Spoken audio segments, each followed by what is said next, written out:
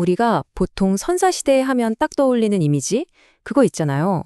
원시인이 막 몽둥이 휘두르면서 진화의 사다리를 한 칸 한 칸 올라가는 그런 거요. 그런데 G.K. 체스터턴이라는 사람이 영원한 인간이란 책에서 바로 그 상식의 정면으로 도전장을 내밉니다. 자, 오늘 이 시간에는 체스터턴의 아주 도발적인 생각을 한번 제대로 파헤쳐 보겠습니다.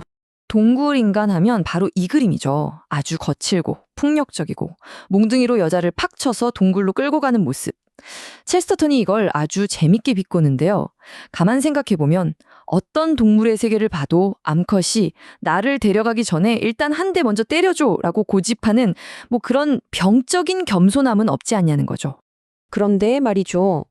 만약 우리가 머릿속에 그리고 있는 이 이미지가 그냥 완전히 틀린 거라면 어떨까요? 바로 이 질문에서부터 한번 시작해 보려고 합니다. 우리가 알던 신화를 넘어서 진짜 증거들이 뭐라고 말하는지 같이 한번 보시죠. 네, 그래서 첫 번째 일하기의 주제는 바로 인간의 서명입니다. 과연 초기 인류에 대해서 우리가 진짜로 아는 건 뭘까요? 우리가 그동안 동굴인간이 썼을 법한 몽둥이에 대해서는 참 신나게 이야기했잖아요. 근데 정작 그가 그 동굴 안에서 뭘 했는지에 대해서는 완전히 무시해왔다는 겁니다. 그러니까 대중문화가 만든 이미지랑 실제 고고학적 증거 사이에는 어마어마한 차이가 있는 거죠. 실제로 동굴에서 나온 게 뭘까요? 몽둥이? 깨진 머리뼈? 아니요, 그런 게 아니었습니다. 대신에 믿을 수 없을 만큼 정교하고 세련된 동물 그림들이 발견됐어요. 예를 들면 사슴이 머리를 휙 돌려서 자기 꼬리 쪽을 보는 그런 순간적인 동작까지 포착한 그림들이요. 이건 그냥 야만인이 뜨적인 게 아니죠. 이건 예술가의 작품이었습니다. 바로 이 지점에서 인간과 동물의 차이가 극명하게 드러납니다. 한번 보세요. 동물도 둥지를 짓죠. 하지만 딱 한 가지 스타일로만 지어요. 근데 인간은요, 무려 7가지 건축 양식으로 건물을 짓습니다.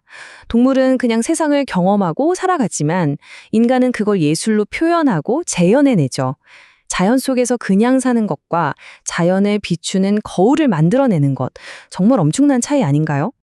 그래서 체스터턴은 이렇게 말합니다. 예술은 인간의 서명이다. 바로 예술을 창조하는 이 능력이야말로 인간을 다른 모든 생명체와 근본적으로 다르게 만드는 인간만의 고유한 특징이라는 거죠. 자, 이제 두 번째 이야기로 넘어가 보죠. 교수의 초상화. 체스터턴이 아주 작은 증거 조각으로 어떻게 거대한 이야기를 만들어내는지, 이른바 선사시대 과학을 어떻게 비판했는지 한번 살펴보겠습니다. 원래 과학이라는 게 그렇잖아요. 데이터를 계속 더하고 쌓아가면서 발전하는 거죠. 근데 체스터턴이 지적하기를 이 선사시대 연구는 좀 이상하다는 겁니다. 증거라고 부르기도 민망할 만큼 증거가 너무 없어요. 바로 여기서 문제가 생깁니다. 과학이라는 권위가 사실상 증거가 거의 없는 영역에까지 적용되고 있다는 거죠.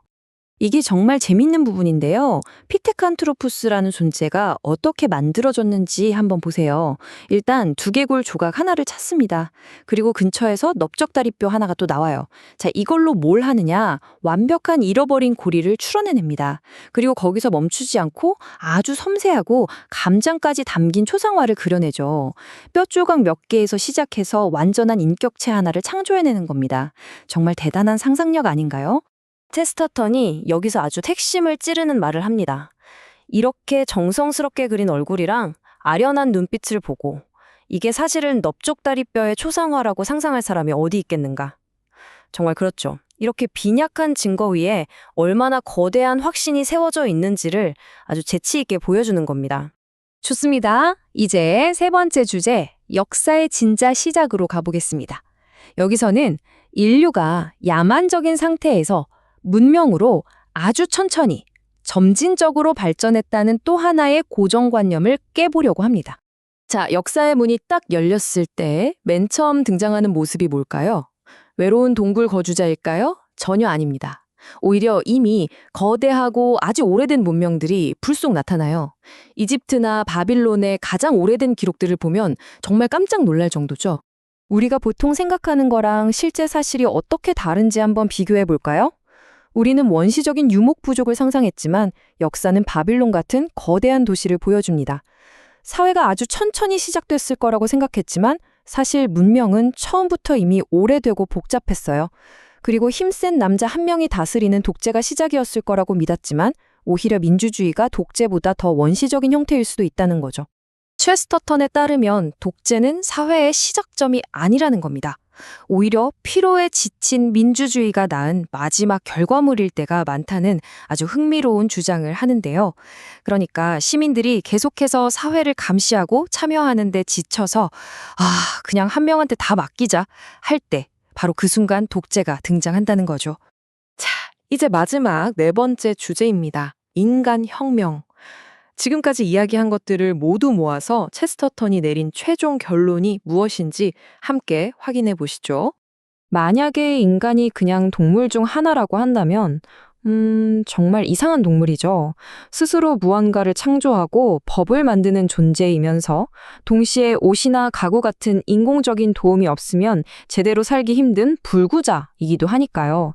바로 이런 점이 단순한 진화론만으로는 설명하기 힘든 인간의 아주 독특하고 역설적인 본질입니다. 그래서 체스터턴 주장의 핵심은 이겁니다. 인간은 진화가 아니라 혁명이라는 것. 동물과 단지 정도의 차이가 있는 게 아니라 아예 종류 자체가 다른 존재라는 거죠. 인간이야말로 예술가이면서 철학자이고 또 사제이기도 한 이 세상 유일한 동물이라는 겁니다. 자, 오늘 이야기의 마지막은 이 도발적인 질문으로 마무리할까 합니다. 어쩌면 진짜 미스터리는 인간이 무엇으로부터 진화했는가가 아니라 인간이라는 존재가 이 세상에 있다는 사실 그 자체가 아닐까요? 이 질문은 인류의 기원에 대한 논쟁의 판을 완전히 뒤집어 버리면서 우리에게 아주 깊은 경이로움을 남깁니다.